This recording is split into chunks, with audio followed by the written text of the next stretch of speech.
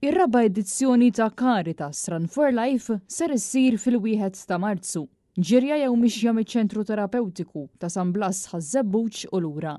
F'konferenza tal-aħbarijiet id-direttur ta' Caritas Malta, Anthony Gatt, irringrazzja lil dawk il-persuni li qed tagħtu sapport għar-raba' edizzjoni ta' Caritas Run for Life, attività li ma tkunx possibbli mingħajr is-sapport ta' Sports Malta, St. Patrick's Athletic Club u kontributuri oħrajn.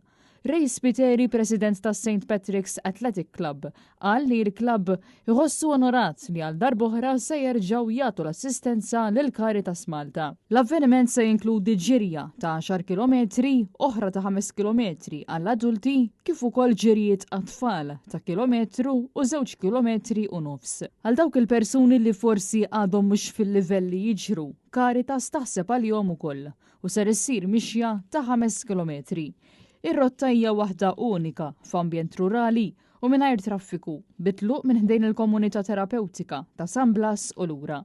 Kategoriji fl-etajiet differenti jistgħu jirbħu trofew għall-ewwel, it-tieni u t-tielet post. Fuq kollox Caritas Malta temmen li fis-soċjetà tagħna kulħadd tfal adolescenti, żgħażagħ, adulti u anzjani għandu l-bżonn ta' opportunitajiet fejn wieħed jesperjenza is-sabiħ li tgħix u tgħix il-ħajja sana, il-bogħod mis-sustanzi u dak kollu li jfixkel lill-bniedem milli jgħix bid-dinjità sħiħa tiegħu.